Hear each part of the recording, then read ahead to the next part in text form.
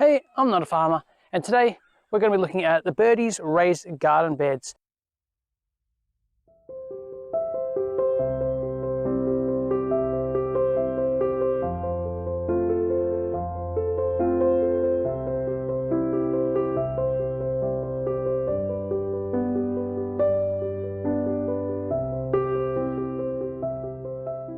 So I've done one, and as you can see, got a few more sort of in a bit of a production line ready to make the rest of them. And I thought I'd take this time to do a bit of a review or a look at how we put it together and what my initial thoughts are of the raised garden bed. So this is for one garden bed, and this would be the 2.5 meter long. It's 1.2 meters wide, I should have said as well, and 750 high. So you get obviously 4 of the corner pieces. You get 8 of the straight pieces, and to make a corner, you put one corner with one straight and another corner, so that makes your corner piece. For the edges, you put 3 straight pieces together, which is like this, and they become the straight edges or the long walls, and obviously this is the short end of the rectangle that you make up. Also with the packet, you get 2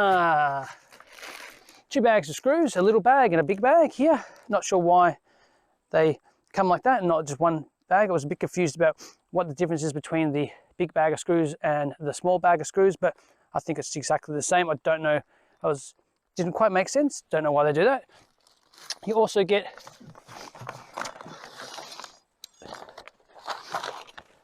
some of these rods, and they give some stability to the middle of the garden bed. They hold it from expanding out too far when you fill it in with dirt, and in that you get a little joining nut and 2 end washers and nuts as well. They're a bit of a pain to put in. You get 2 of them for each of those kits that I bought. You also get a plastic rubber, or it's just a plastic strip, so not rubber, that goes on the top of the garden bed. When you finish, I guess it just makes it look a bit nice and stops you from cutting your hands on it as well if you're reaching over into the garden. That's pretty much all you get with it. And of course you get, I got a bit of paper that says what was packed in with the order we had, because we had 4 of them, and a single page here of instructions. So the first thing is you're going to be putting in a lot of bolts and a lot of nuts on the end of them. That's what they are there. There is an 8mm nut on the end of the bolt. It also comes with a little a tool to tighten up the nut as well. Forgot to mention that earlier, and that's the tool that comes with it. I don't really recommend using it. It's pretty slow using hand tools, so I recommend you use a drill and put an 8mm socket on the end of it. You're also probably handy to have a screwdriver as well, because it just helps holding the screw together while you're doing it up with the drill, or you can use a manual socket set as well with 8mm socket on the end there. That's also an alternative. All the pieces come with a plastic wrap on them, so the first thing you need to do is remove the plastic wrap from all the pieces. So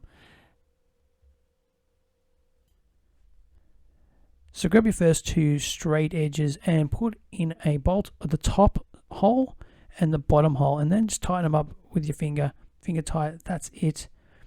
Then get your next straight piece and then do the same thing. Put in a bolt on the top and the bottom, finger tight, and that's it.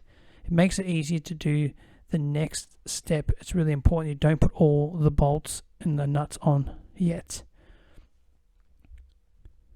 because now what you want to do is insert the retaining rods. If you put all the screws in, it's really hard to do this part now.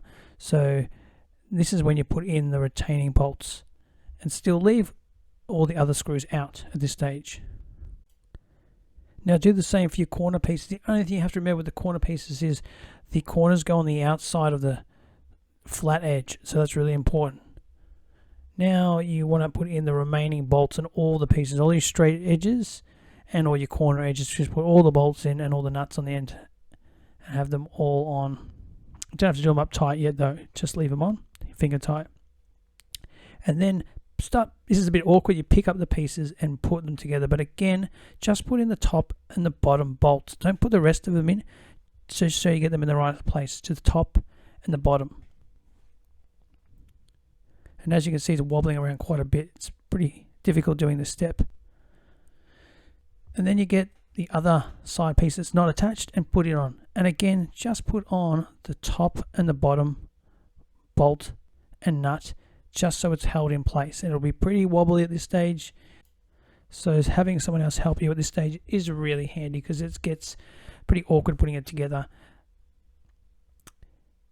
The next thing you have to do is put in the remaining bolts in all the holes and put nuts on the end of them all, and just do them up finger tight probably initially. And now you want to go through with the retaining rods and put on the washer and the nut on the ends of them. So as you can see, there's 4 on that side and 4 on the other side, and then in the center you need to use the joining nut to join the 2 rods together, so that it becomes quite a stable platform once you've done all that.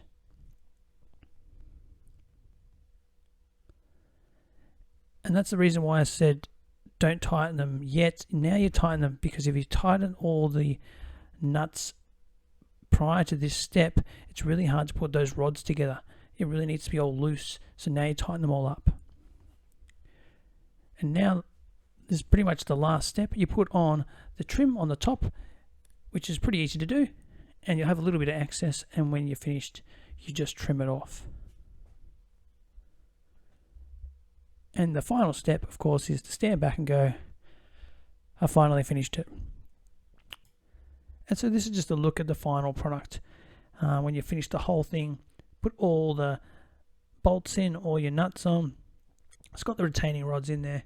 It's got the trim on top. That's not the actual position where I'm going to leave it in. That's just where I made it. But it does look quite sturdy, and it does feel quite sturdy. And I think it's been designed really well. And I didn't really have any issues putting it together, other than I think make sure you follow the steps I put on, because the first one we made, we didn't follow those steps and we had a little bit of trouble, particularly with those retaining rods, because the holes weren't lining up, because we tightened up the bolts and the nuts first before putting the rods in, and that was a big mistake. You really want to tighten up all the nuts at the end.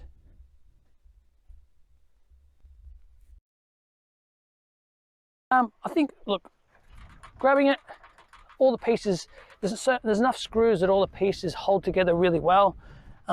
It seems very sturdy. I think it's going to be a great raised garden bed. I must say, the other thing, with one of the things when we bought it, the reasons why we bought it was, when we bought this, there was a deal you could buy 3 and get 1 for free, which is great. We got 1 of these for free, one of the 4, and I also had free shipping. And we live out in the middle of nowhere here, so getting free shipping was pretty good, and another great reason why we bought this particular product as well. And it actually got delivered with tailgate delivery, which is pretty good to get free tailgate delivery. And we went home at the time when it got delivered, and the delivery driver called us and said, "Hey, do you mind if I leave it for you?" And we said, no dramas at all. It came on a little pellet. And was left for us. So that was pretty good to buy 3, get 1 free, and get free delivery. So I mean, if we didn't get that deal, we probably wouldn't have bought this particular product, I don't think. But with that, it made it really a clever or good choice to buy this with all those sort of things. So I guess all we've got to do now is fill them up with some dirt and some other things to bulk out the bottom of it, and do some planting. If you're in the market for one of these things, I think if you've got a few hours to spare, and you've got probably a drill, and you want to plant some plants, particularly vegetables, I don't think you can go wrong and buy one of Birdies raised garden beds. I'm happy with the product. And if you buy one too, I hope you're happy with it as well. Happy planting. And remember, I'm not a farmer. Not even close.